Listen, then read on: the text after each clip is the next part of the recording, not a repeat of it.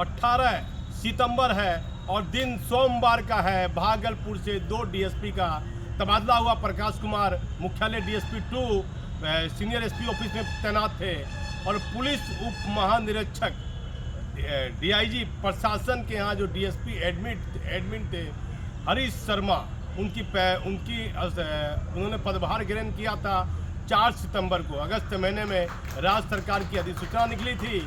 अब महाराजगंज एसडीपीओ से उनका तबादला भागलपुर डीआईजी प्रशासन के यहाँ उनकी पोस्टिंग हुई थी। सितंबर महीने में योगदान देते हैं 2020 में और ये 18 सितंबर है।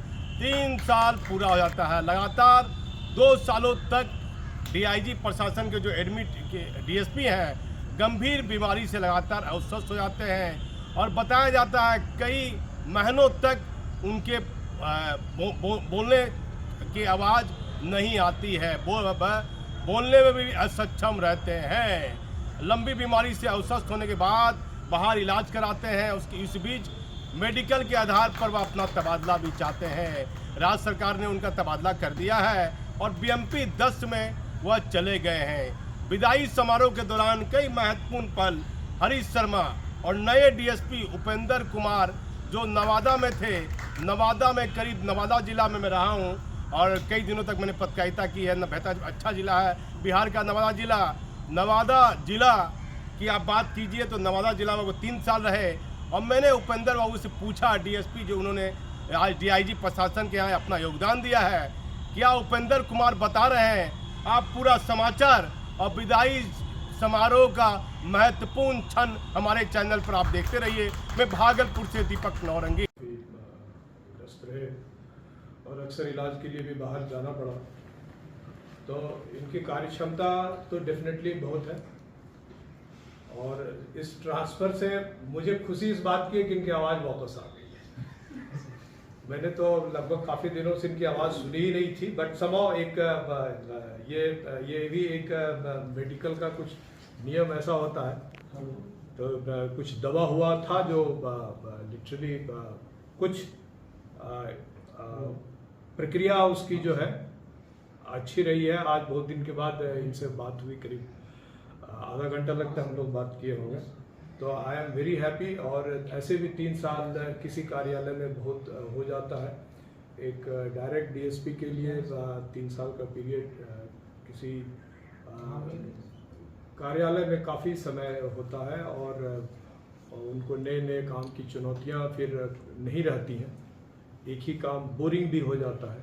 तो अब इनका पदस्थापन जो है 20 ऐप की 10वीं वाहिनी में हुआ है और पटना में है, तो अवश्य बेहतर रूप से इलाज भी करा सकेंगे।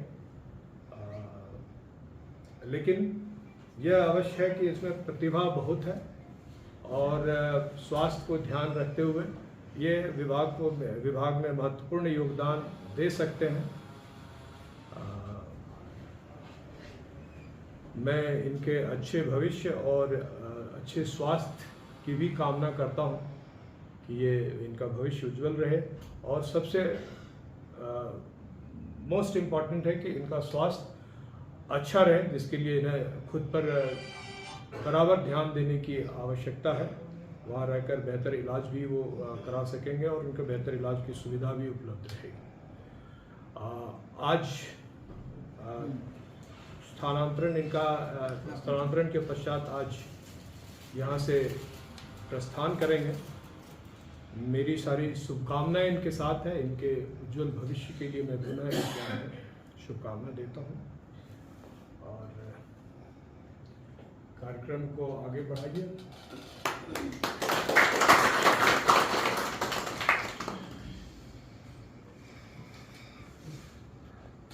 आदरणीय पुलिस महानिरीक्षक महोदय, हमारे सीनियर उपेंद्र सर, डीएसपी साहब, मैडम और मेरे जितने भी सभी साथी हैं, आप कह रहे हैं कि आशीर्वचन, मुझे आपके आशीर्वाद की आवश्यकता है। मैं आपको आशीर्वाद नहीं दे सकता, इतना महान व्यक्ति नहीं हूँ। मैं थैंकफुल हूँ डीआईजी सर का, उन्होंने बहुत सपोर्ट किया है, क्योंकि मैं ख़राब हेल्थ की वजह से कार्यालय के कार्य में बहुत ज़्यादा योगदान नहीं दे पाया। और मैं जब यहाँ पे आया था तो शुरू में मुझे लगा कि मेरे यहाँ तो बहुत टाइम है बहुत कुछ करने के लिए, कोई सरकारी फ़ोन भी नहीं था, कोई बिजी भी, टाइम शेड्यूल भी फिक्स था, मतलब टाइम से सो सकते थे, टाइम से उठ सकते थे। इससे पहले ऐसा नहीं था, कभी भी रात को कभी भी फ़ोन आ जाता था, रात को नींद टूट जाती थी।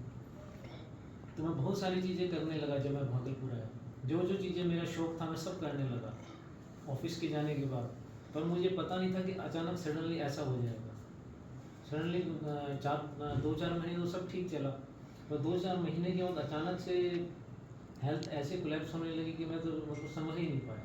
और मैंने सोचा शायद ठीक हो जाएगा, पर वो ठीक होने की बजाय और प्रॉब्लम बढ़ती चली गई। जितना मैं बड़े हॉस्पिटल जाता गया कोई उसका फ़ायदा नहीं हो रहा था। फिर भी मैंने उसको भी एक्सेप्ट किया, फिर भी आगे बढ़ने की कोशिश की, LLB के लिए भी सर के सामने अप्लाई किया, सब किया। उसके बाद और प्रॉब्लम हो गई, तो मैं कार्यालय के कार्य में बहुत ज़्यादा कोई योगदान कर नहीं पाया, क्योंकि मैं स्ट्रगल हेल्थ से ही करता रहा ज़्यादातर। इसीलिए मैं ये नहीं कह सकता कि मैंने कार्यालय में कोई बहुत अच्छा योगदान दिया, बल्कि मैं सर को थैंकफुल हूँ कि मैंने कोई योगदान नहीं दिया, फिर भी सर ने मुझे अप्रिशिएट किया और बहुत सपोर्ट किया। कभी भी छुट्टी मैंने अगर मांगी हो, कभी भी सर ने डिनाई नहीं किया। बहुत ज़्यादा सर ने सपोर्ट किया, आप लोगों ने भी बहुत सपोर्ट किया, कभी आप लोगों की तरफ से भी कोई प्रॉब्लम नहीं आई है। और हाँ, मैं एक चीज़ ज़रूर कहना चाहूँगा कि जब मेरी ट्रांसफ़र हुई है तो मैं इमोशनल हुआ हूँ, पर फर्स्ट टाइम ऐसा है कि मैं इमोशनल नहीं हूँ। मेरी ट्रांसफ़र में मुझे कोई फ़र्क नहीं पड़ा, वरना मैं जब भी ट्रांसफ़र ऑर्डर आता था तो जहाँ पे भी काम किया तो कहीं ना कहीं वहाँ पे घर जैसा एक माहौल बन जाता है और कहीं ना कहीं वहाँ से इमोशनल अटैचमेंट हो जाती है, जाते हुए कुछ भारीपन महसूस होता है। परंतु पहली बार सर ऐसा हुआ कि मैंने ट्रांसफ़र का ऑर्डर देखा और मैंने ऐसे रख दिया है, मतलब कुछ मुझे न्यूट्रल था मैं एकदम। और उसका कारण ये था कि जो बैड एक्सपीरियंस हुआ उसके कारण से कि मतलब मुझे फीलिंग भी नहीं, क्योंकि मैंने खुद ही लिख के दे दिया था, मैं सर के थ्रू फॉरवर्ड किया था कि मेरे को ट्रांसफ़र पटना कर दिया जाए, खुद ही मैंने लिख के दिया ही हुआ था। देने के बाद मुझे कोई फ़र्क नहीं पड़ा, मुझे फ़ोन आने लगे हैं बहुत सारे, तो तब मुझे लगा अच्छा मेरी ट्रांसफ़र होगी इसलिए ये लोग फ़ोन करें, पर मेरे लिए एकदम नॉर्मल था। और this is the first time कि मेरी ट्रांसफ़र हो रही थी और मुझे बिल्कुल कोई फीलिंग, कुछ ऐसा मन भारी नहीं हो रहा था। अदरवाइज़ जब मेरी फर्स्ट ट्रांसफ़र हुई थी तो मेरे को 2 दिन तक ठीक से नींद नहीं आई थी, मैं स्ट्रेस में आ गया था, क्योंकि वहाँ मेरा अच्छा मन लग गया था, सारा कुछ ऐसा लग रहा था जैसे घर ही छोड़ के जाना पड़ रहा था, सब लोगों के साथ इतना अच्छा रिलेशन बन गया था। पर यहाँ पे सबसे कम स्ट्रेस मिला मुझे, यहाँ वर्क स्ट्रेस भी सबसे कम था, प्रेशर भी कुछ नहीं था, परंतु फिर भी यहाँ से जब ट्रांसफ़र हुई तो मुझे पता ही नहीं चला कि मेरी ट्रांसफ़र हुई है, कोई फीलिंग ही नहीं। जैसे यही था जैसे कि हम एक क्लास से दूसरी क्लास में बच्चा उठ के चला जाता है सेम स्कूल में, उसको क्या फीलिंग आई? अभी उसने साइंस से अंग्रेजी में चला गया इंग्लिश क्लास में, बस यही फीलिंग है। तो मतलब यहाँ मुझे बहुत सपोर्ट मिला मेरे पर्सनल रीजंस की वजह से, जो है वो मेरे पर्सनल रीजंस की वजह, जो मेरे साथ जो व्यक्तिगत कारण थे उस कारण से जो है मेरा एक्सपीरियंस अच्छा नहीं रहा। हालांकि ऑफिस का एक्सपीरियंस बहुत अच्छा रहा, पर मेरा व्यक्तिगत एक्सपीरियंस मेरे वो उसमें ऑफिस की कोई गलती नहीं। मेरा व्यक्तिगत जो अनुभव है वो अपनी लाइफ का सबसे कड़वा अनुभव मैं कह सकता हूँ कि मतलब बुक्स में पढ़ता। हाँ, और दूसरा ये बोल रहे थे कि सर की रुचि बहुत जो है लिटरेचर में हो गई, तो गालिब का शेर याद आता है इसमें मुझे कि कमक इश्क में बना दिया निकम्मा, वरना हम भी थे आदमी काम के। तो अब हेल्थ इतनी ख़राब है, बोल पा नहीं रहे हैं तो करें क्या? तो फिर आदमी जो है धीरे धीरे अध्यात्म की तरफ चला जाता है, क्योंकि उसकी अटैचमेंट खत्म हो जाता है हर चीज़ से, डिसअटैचमेंट हो जाता है हर चीज़ से। तो फिर लिटरेचर पढ़ने लगे, तो वो लिटरेचर जो मैं पढ़ रहा था या मैं उपनिषद पढ़ रहा था, बहुत सारे मैंने यहाँ पे बहुत स्टडी की इस ऑफिस में, पर वो मैंने कोई वैसे नॉर्मल में नहीं करता, जैसे मैं पहले था वैसा मैं कभी नहीं करता। परंतु जो स्थिति मैंने देखी ना और अनकंट्रोल देखा, तो मैं जो है काफ़ी डिप्रेस्ड हो गया, समझ में नहीं आ रहा था क्या करूँ, बोल भी नहीं पा रहा था किसी से डिस्कस करके बताऊँ। तो फिर मुझे समझ में आया कि यही पढ़ लेता हूँ, तो फिर मैंने उपनिषद और ये सब पढ़ना शुरू किया। और मुझे लगता है कि जो बाबा जी होते हैं ना, बाबा जी पढ़ते हैं, वो सब मैं पढ़ना शुरू कर दिया था मैंने। जो लोग साधु लोग पढ़ते हैं वो सब मैंने पढ़ना शुरू कर दिया था, और वो मैं खुशी से नहीं पढ़ा है मैंने, कि मैंने शौक से उसको पढ़ना शुरू किया।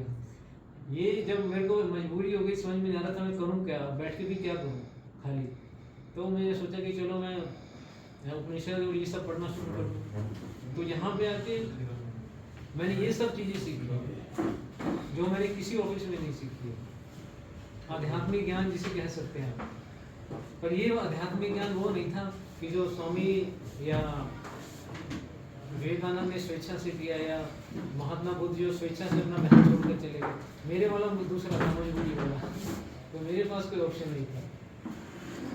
तो मैं सर को बहुत बहुत धन्यवाद देता हूँ। सर ने बहुत सपोर्ट किया, हमेशा बहुत सपोर्ट किया।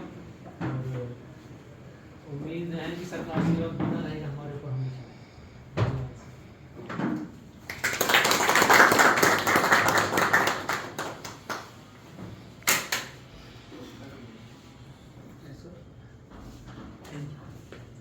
पिछले 2 साल में सर पहली बार एक्सप्रेस कर पाए सर, इतना अच्छा से बोले, बहुत खुशी। उपेंद्र बाबू, पहला दिन है, पदभार ग्रहण करने के बाद कैसा लग रहा है? अभी तो तुरंत आया हूँ, हाँ। शहर को जानूंगा तब बता पाऊंगा कि कैसा लग रहा है। क्या नवादा में कैसा रहा आपका अभी? नवादा मेरी प्रतिनिधि 3 वर्ष के लिए रही, मेरी हाँ। पदस्थापन 3 वर्षों के लिए रही। सब कुछ ठीक ही रहा, मेरा सामान्य तबादला है। हाँ, कैसा भौगोलिक स्थिति रहा? नवादा में मैंने काम किया है, कैसा रहा नवादा? नवादा में थोड़ी शिक्षा की कमी है, उसको और थोड़ा ग्राउंड अप करने की ज़रूरत है। लोग झगड़ालू प्रवृत्ति के हैं, उसमें सुधार की आवश्यकता है। यातायात सर? यातायात भी दुरुस्त नहीं है। अब क्राइम को लेकर? क्राइम भी है, लेकिन उस तरह का क्राइम नहीं है जिस तरह का और जिला में होता है। सर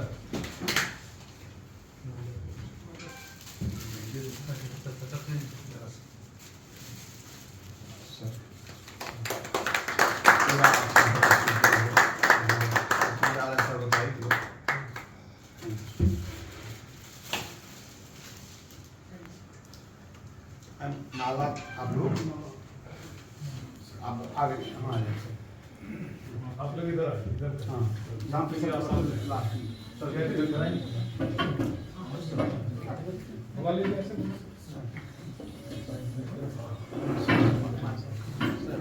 अरे ये हो गया तो अब माला भी कर आप बुके दिला दिए तो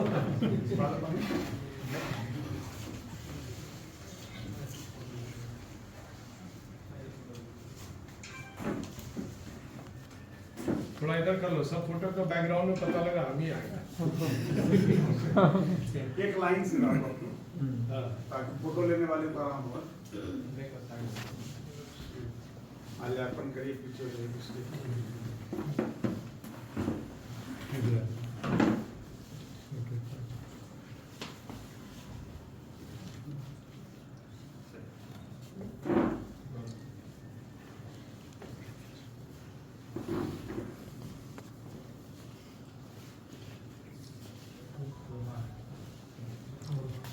नाला निकाल लेता चश्मा में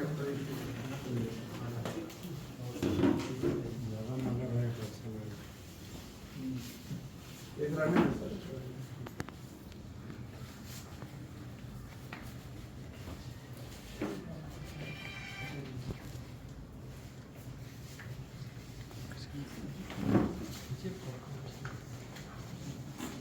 चेयर को पीछे कर दो, चेयर को पीछे कर दो।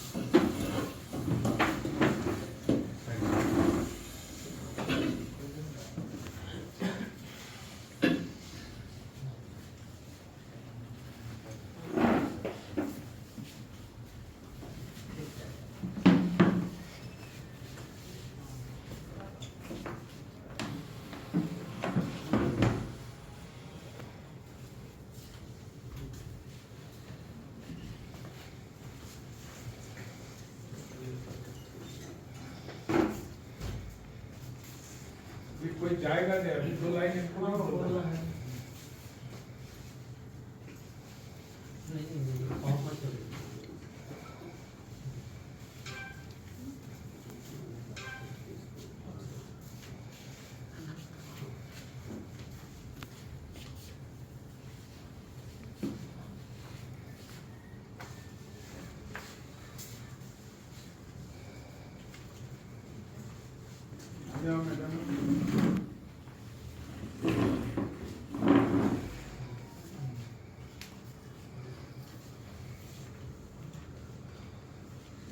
सर हम लोग से विदा हो रहे हैं सर, अब चाहेंगे हम लोगों के लिए एक आशीर्वाद में